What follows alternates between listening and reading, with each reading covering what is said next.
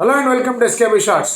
ఇక ధర్మశాలలో test match దగ్గరకు వచ్చింది, సమీపించింది కాబట్టి మళ్ళీ మన దృష్టిని టెస్ట్ మ్యాచ్ వైపు తీసుకెళ్ళిపోదాం, దాని గురించి మాట్లాడుకుందాం. ఆ టెస్ట్ మ్యాచ్ డీటెయిల్స్లోకి వెళ్లే ముందు యాక్చువల్గా బాల్ ఫెయిల్ అయిందా, బాల్ ఒక ఆబ్జెక్టివ్ ఏంటి, అసలు ఈ బాల్ అనే పదం ఎందుకింత ఇది ప్రాచుర్యం పొందింది, టెస్ట్ సిరీస్ మొదటిసారి ఓడిపోయారంటున్నారు, ఇది మొదటిసారేనా లేదా దీనివల్ల డిసడ్వాంటేజ్లు ఏమైనా వచ్చాయి ఇంగ్లీష్ క్రికెట్కి? Let's get start.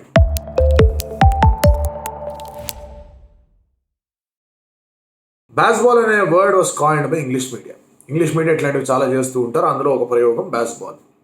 అది బాగా ఆలోచించే పెట్టారు, అంటే టక్కన వరకు తట్టింది.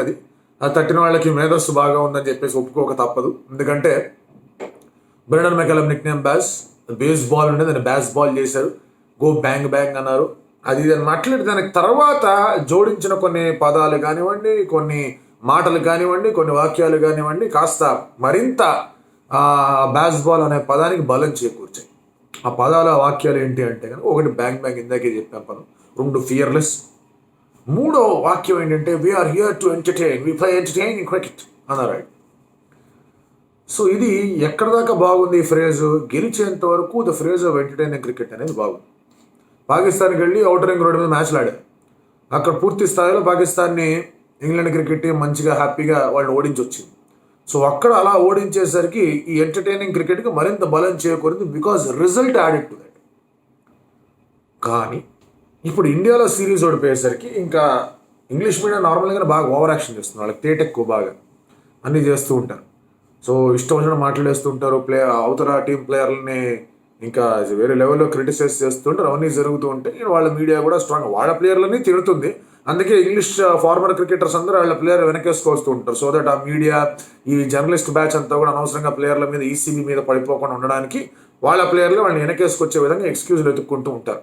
అందుకే మైకెల్ వాన్ ఇండియా నుంచి బాగా గట్టిగా మంచి అక్షింతలు అవి పొందుతూ ఉంటాడు, ప్రతి మ్యాచ్లో కూడా పొందుతూ ఉంటాడు. అలాగే ఇంకొంతమంది ప్లేయర్స్ అక్కడ కూడా జాయిన్ అవుతూ ఉంటారు. అండ్ దానికి తోడుగా కాస్త మీడియాని ఇంకెంత ఇంగ్లాండ్ టీం వెనకాల ఉండేట్టు చేయడానికి కాస్త ఎక్స్ట్రా స్టేట్మెంట్లు, మైండ్ గేమ్ పేరు మీద ఇస్తూ ఉంటారు. సిరీస్ ఓడిపోయిన తర్వాత బాల్ మీద పూర్తి స్థాయి డిఫెన్స్లోకి ఫార్మర్ ఇంగ్లీష్ ప్లేయర్స్ దిగారు. అదే విధంగా దాన్ని ఖండించడానికి ఈ సిరీస్తో ఏమాత్రం సంబంధం లేని ఆస్ట్రేలియా వాళ్ళు బరిలోకి దిగారు. వాళ్ళు వచ్చి స్టోక్స్ ఫోటోని పెట్టి ఇంతేనా మీది అన్నట్టుగా వ్యంగ్యంగా మాట్లాడి, అంటే డైరెక్ట్ కనకపోయినా కూడా మంచి వ్యంగ్యాస్త్రాలు విసిరేశారు వాళ్ళ మీద. సో ఇది ఆస్ట్రేలియాకి ఏంటి అంటే కనుక, ఆస్ట్రేలియాకి మళ్ళీ యాషెస్ ఉంది కదా, ఇప్పుడు ఆ ఒక రైవలరీ ఎలాగో ఉంది. దానికి తోడు ఆస్ట్రేలియాకి ఏమైంది, ఫస్ట్ 2 టెస్ట్ మ్యాచ్లు గెలిచి ఆ తర్వాత 3 టెస్ట్ మ్యాచ్లు ఓడిపోయే ప్రమాదం వచ్చింది. 3వ టెస్ట్ మ్యాచ్లో వర్షం పడింది కాబట్టి బతికిపోయారు. దాంతో టెస్ట్ సిరీస్ రిటైన్ చేసుకున్నారు. కానీ ఇంగ్లాండ్ ఎట్లా కంబ్యాక్ చేశారు, ఇంగ్లాండ్ కూడా 1-3-2 ఆస్ట్రేలియాని ఓడగొడతారు. నేను ఇంగ్లీష్ మీడియా మామూలుగా చేయలేదు, మామూలుగా తొక్కలేదు, ఆస్ట్రేలియా వాళ్ళ మీద ఎగిరి సిరీస్ డ్రా చేసుకున్నారు. సో దీంతో ఆస్ట్రేలియా కూడా బాగా రియాక్ట్ అవుతున్నారు. ఈ మన వాళ్ళు ఎట్లా ఊరుకోరు, ఫస్ట్ టెస్ట్ మ్యాచ్ గెలిచిన తర్వాత వాళ్ళు చేసిన రాద్ధాంతం అంతా ఇంత కాదు కాబట్టి మీ పని ఇంతే అన్నట్టుగా మన వాళ్ళు మాట్లాడడం మొదలుపెట్టారు.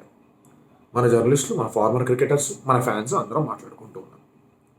బట్ వాడు గుర్తుపెట్టుకోవాల్సింది ఏంటి అంటే, ఈ బాల్ ఆట తీరు వల్ల ఇంగ్లాండ్ ఒక టెస్ట్ మ్యాచ్ ప్లేయింగ్ విధానం అనేది మెరుగుపడింది.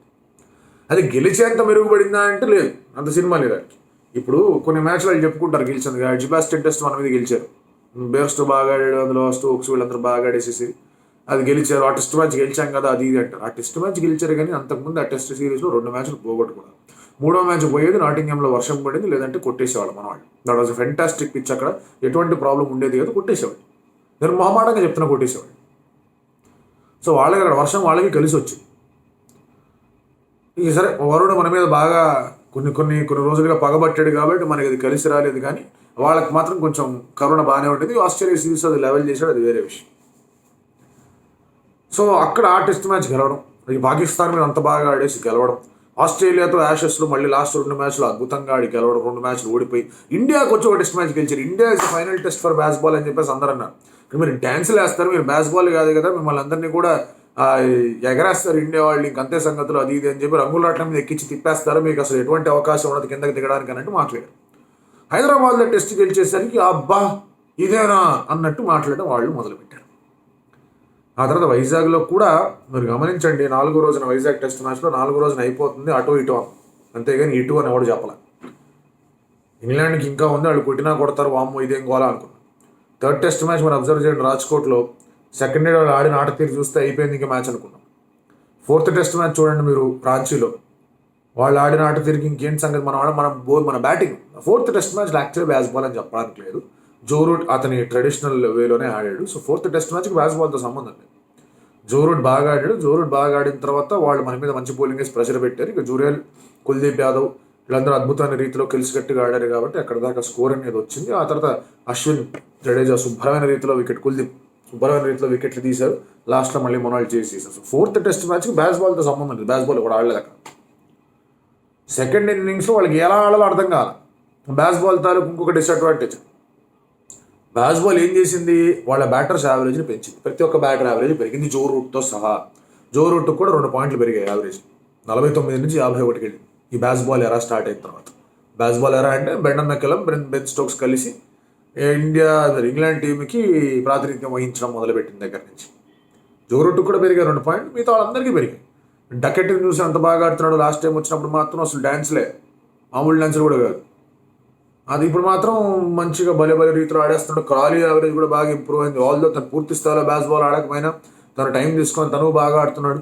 ఇప్పుడు ఇంక ఎక్స్క్యూజెస్ మొదలు పెడుతున్నారు, ఇలా మాకు హ్యారీ బూర్క్ లేడు, ఉండుంటే బాగుండేది, జో రూట్ నాట్ అవుట్, మీరు అవుట్ ఇచ్చారు అందుకే రీప్లేలు కూడా వెళ్ళింది, ఇలాంటి ఎక్స్క్యూజెస్ మెల్లగా మొదలు పెట్టారు. బికాస్ బ్యాస్ బాల్ అనే సిస్టమ్ ఫెయిల్ అయింది. బ్యాస్ బాల్ అనే సిస్టమ్ ఎందుకు ఫెయిల్ అయింది అనేది మనం మాట్లాడుకుంటే, ఇంగ్లాండ్కి బ్యాస్ బాల్ వల్ల ఒక తరహా ఆటే వచ్చింది, కానీ వేరేగా కష్టమైన పరిస్థితుల్లో అటాక్ చేసి బయటపడడం మాత్రమే వచ్చు, కానీ అటాక్ చేయలేని పరిస్థితిలో ఏం చేయాలో అర్థం కాదు. సో అది చాలా ఇంపార్టెంట్. ఇప్పుడు యానా ఆసన అని చెప్పేసి అంటారు మన సంస్కృతంలో, మన తెలుగులో కూడా అంటారు. అంటే ఎక్కడ దూసుకుంటూ వెళ్ళిపోవాలి, ఎక్కడ కాస్త టెస్ట్ వేసి కూర్చోవాలి అనేది చెప్పడం అనమాట. యుద్ధంలో వాడే మాటలు అవన్నీ కూడా. శత్రువు బాగా బలంగా ఉన్నాడు, అది ఇది ఉన్నాడు, కొంచెం ఆగి ఆచితూచి కాస్త సావధానంగా ఉండి ఓకే బాగున్నప్పుడు అప్పుడు వెళ్ళాలి అని చెప్పేసి యుద్ధనీతి అది. యానా అంటే ఇంక అయిపోయింది, మనం ఫుల్ ఫ్లోలో ఉన్నాం కొట్టేద్దాం, ఫుల్ ఫ్లోలో ఉన్నాం కొట్టేద్దాం అనేది బాగా పాటిస్తున్నారు. కానీ ఇక పిడుగులు పడిపోయినప్పుడు ఎక్కడ దాక్కోవాలి, ఎట్లా ఆడాలి, ఎట్లా దాన్ని ఢీ కొనాలి అనేది మాత్రం తెలియట్లేదు వాళ్ళకి. అందుకే ఫోర్త్ టెస్ట్లో చాలా క్లియర్గా కనిపించింది వాళ్ళ డిస్మిసల్స్ చూడండి ఎట్లా అవుట్ అయ్యారు వాళ్ళు. They were not able to defence అనేది మర్చిపోయారు. టెస్ట్ మ్యాచ్ అంటే డిఫెండే చేయాలి, డిఫెండ్ చేయలేని టీం అసలు టెస్ట్ మ్యాచ్ ఎలా ఆడుతుందని చెప్పి కొంతమంది ట్రెడిషనలిస్ట్ మాట్లాడారు, కాదనట్లు. బట్ వాళ్ళు అలా ఆడారు కాబట్టి కదా ఈ టెస్ట్ మ్యాచ్ ఇంత రసవత్తరంగా, టెస్ట్ సిరీస్ అనేది ఇంత రసవత్తరంగా వెళ్ళింది. ఇప్పుడు అదే వాళ్ళు హైదరాబాద్లో ఓడిపోయారు అనుకోండి, ఇప్పుడు 4-0 అయ్యేది, అయినా కూడా still there was some ploy అనే ఒక మైండ్ సెట్ ఉండేది. ఇప్పుడు హైదరాబాద్లో గెలిచారు కాబట్టి ప్రతి టెస్ట్ మ్యాచ్, ఆ తర్వాత జరిగిన 3 టెస్ట్ మ్యాచ్లను దే హ్యాడ్ దేర్ మూమెంట్స్. మీరు అబ్జర్వ్ చేయండి, ప్రతి టెస్ట్ మ్యాచ్లోనూ ఇండియా దాదాపు అన్ని సెషన్స్ డామినేట్ చేసింది. హైదరాబాద్ టెస్ట్ మ్యాచ్లో వాళ్ళ batting, Ali Pope and Ben decade bat చేసిన ఒక సెషన్తో వాళ్ళ మ్యాచ్లో చాలా ముందుకు వెళ్ళిపోయారు. విశాఖపట్నంలో సరే ఇక 2 వైపులా అటు ఇటు జరిగి అది వేరే విషయం. కానీ బట్ మళ్ళీ మీరు ఇక్కడ అబ్జర్వ్ రాజ్కోట్లో చూసుకోండి, బెన్ డెకెట్ ఆడిన ఒక సెషన్తో వాళ్ళ మ్యాచ్లోకి వెనక్కి వచ్చేసి ఇంక అయిపోయింది, ఇండియా వెనక్కి నెట్టే పని చేశారు. సో ఇవన్నీ ఎందుకు జరిగాయి? They can take the game away in 1 session. దానికి కారణం బ్యాస్ బాల్. ఇప్పుడు దాని డీమెరిట్స్ మాట్లాడుకుంటున్నప్పుడు దాని మెరిట్స్ కూడా మాట్లాడుకోవాలి. 1 సెషన్లో they were able to take 1 test match from us. 2వ టెస్ట్ మ్యాచ్ కూడా ఆల్మోస్ట్ తీసుకోబోయారు, 2 వికెట్లు పడిపోయింది. 3వ టెస్ట్ మ్యాచ్ మళ్ళీ తీసుకునే ప్రయత్నం చేశారు. నెక్స్ట్ డే ఇండియా బాగా దాన్ని ఢీకొనే ప్రయత్నం చేసింది. ఇండియా ఏం చేసింది నెక్స్ట్ మ్యాచ్లో, అక్కడ ఇప్పుడు ఏం జరుగుతోంది అంటే కనుక మళ్ళీ ఇంకొక యుద్ధ నీతిలో సంధి విగ్రహ అంటారు అన్నమాట. అంటే జనరల్గా ఒక ఎనిమిని కొట్టాలంటే ఇది మనం పొలిటిక్స్లో కూడా చూస్తూ ఉంటాం. ఈ కోలియేషన్ గవర్నమెంట్లు, ప్రీ పోల్ అలయన్స్లు ఇవన్నీ జరుగుతూ ఉంటాయి. విగ్రహ అంటే ఏంటి అంటే కానీ వాళ్ళకి కాస్త ఇబ్బంది కలిగేలా చేయడం అయితే ఏముంది అక్కడ, వీళ్ళు బాగా ఆడుతున్నారు, రూట్కి రన్లు తేడా చేశారు, డకెట్కి రన్స్ ఇవ్వలేదు, రూట్ని టెంప్ట్ చేశారు, డూ సంథింగ్ డిఫరెంట్ అని మనోడు పడ్డాడు అక్కడ. లేదా రూట్ ఆడేవాడు కాదు, రూట్ అంతకు ముందు రోజు ఏం ఆడలేదు అట్లాంటి నాకు, ఆ రోజు ఎందుకు ఆడాడు రివర్స్ స్కూప్, దాని మీద ఒక పెద్ద డిస్కషన్ జరిగిపోయింది. రూట్ అలా ఆడినందుకే కొలాప్స్ స్టార్ట్ అయింది. మరి రూట్ అలా ఆడే సెంచరీలు కొట్టాడు, మరి అదే బ్యాస్ బాల్. సో ఇంగ్లాండ్ వాళ్ళు వెనకేసుకొచ్చారు. నేను కూడా దాని గురించి గట్టిగా చెప్పలేదు, మన వాళ్ళు దాని గురించి గట్టిగా చెప్పలేదు. ట్విట్టర్లో ఏదో ఎగిరారు కానీ వాళ్ళకే తెలుసు that is just one of ఆ ఫెయిలియర్ కైండ్ ఆఫ్ షాట్. ఒక్కసారి అయింది, మిగతాసారి సక్సెస్ఫుల్గా అయింది. బట్ దానివల్ల కొలాప్స్ అనేది వచ్చింది. దానికి మనవాళ్ళు చేసిందంటే బౌండరీలు తగ్గించాడు, జాగ్రత్తగా ఆడారు.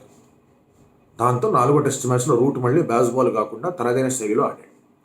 సో క్రమంగా మీరు అబ్జర్వ్ చేయండి, ఫస్ట్ టెస్ట్ మ్యాచ్లో Bazball work in the second innings, Ben Stokes ఆడినప్పుడు కూడా వర్కౌట్ అయింది. ఫస్ట్ ఇన్నింగ్స్లో 240 దాకా వచ్చిందంటే బెన్ స్టోక్సే కొట్టాడు. అక్కడ 60 చిల్లర రన్లు కొట్టాడు బెన్ స్టోక్స్.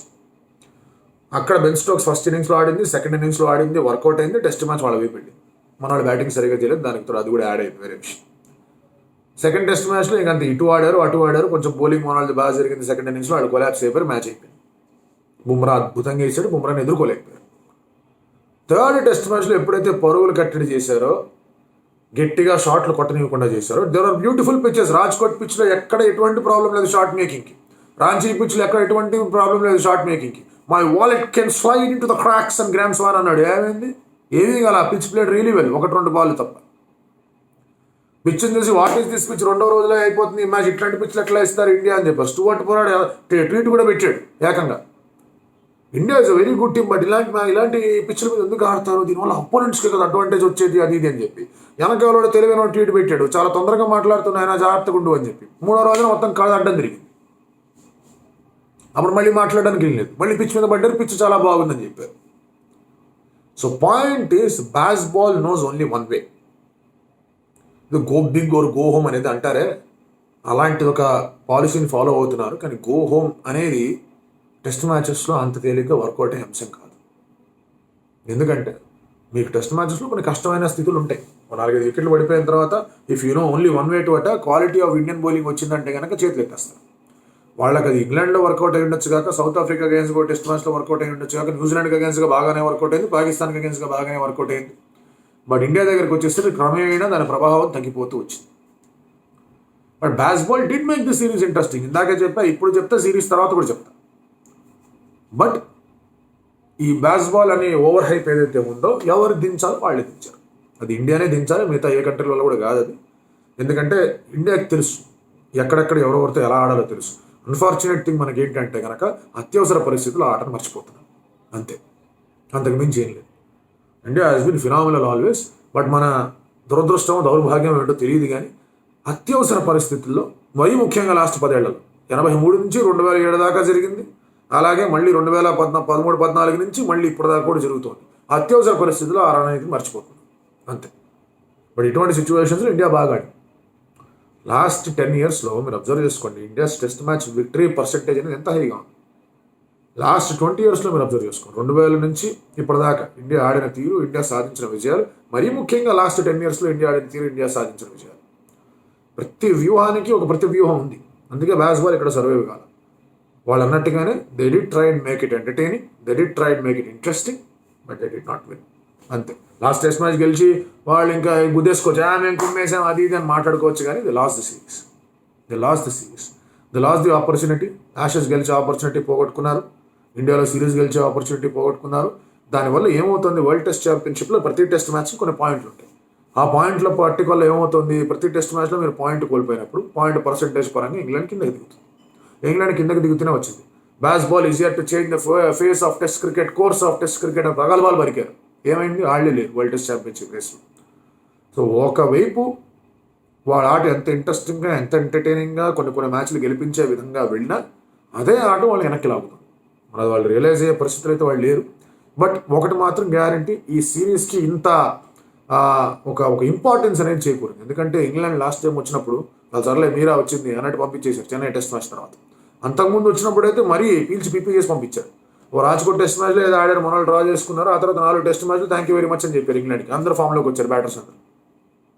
అంతకుముందు వచ్చినప్పుడు వాళ్ళు కొంచెం గట్టిగానే గుణపాఠం చెప్పి వెళ్ళారు, అయిపోయింది మీ టీం మీరు మార్చుకోవాలయా, మీరు ఇంకా పెద్దవాళ్ళతో ఆడుతున్నారు, బౌలింగ్ కూడా ఏమీ లేదు అది ఇది అంటూ చెప్పేసి వెళ్ళారు. అక్కడి నుంచి మొత్తం సీన్ అంతా కూడా వాళ్ళకి అడ్డంగానే మారింది. సో ఇది బాస్బాల్ మీద నా ఒక పాయింట్ ఇది. సో నేను చెప్పేవి 3 పాయింట్లు ఇక్కడ. ఒకటి, వాళ్ళకి వన్ వే తెలుసు. 2, they can entertain, they can threaten అనే మాట జాగ్రత్త గుర్తుపెట్టుకోండి. ప్రతి టెస్ట్ మ్యాచ్లో చేశారు, ప్రతి టెస్ట్ మ్యాచ్లోనూ బెదిరించారు మనం, ప్రతి టెస్ట్ మ్యాచ్లోనూ భయపెట్టారు. ఈ 2 పాజిటివ్ థింగ్స్.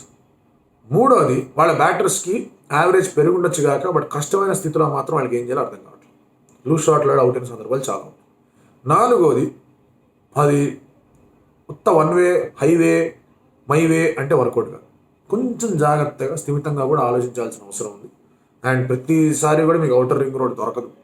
అండ్ ప్రతిసారి అవుటర్ రింగ్ రోడ్ దొరికినా మీ కారు బాగా వెళ్ళేంతగా సిచ్యువేషన్ ఉండదు. సో అది బాగా టైం అండ్ అగైన్ కాస్త జాగ్రత్తగా ఉండాలి. బాస్బాల్కి ఆ జాగ్రత్త అనేది లేదు. 5వది, ఇలా వాళ్ళు కొన్ని టెస్ట్ మ్యాచ్లకు వెళ్ళవచ్చు, కొన్ని సెషన్లకు వెళ్ళవచ్చు, కానీ సీరియస్గా గెలవడం కష్టం. వాళ్ళు నెక్స్ట్ ఇప్పుడు ఆస్ట్రేలియా వెళ్తారు, వాళ్ళు రెడీగా ఉన్నారు, కాచుకొని ఉన్నారు, రండి బాబు రండి అంటూ. దానికన్నా ముందు మనం వెళ్తాం, అది వేరే విషయం, దాని గురించి తర్వాత మాట్లాడతాం. Till then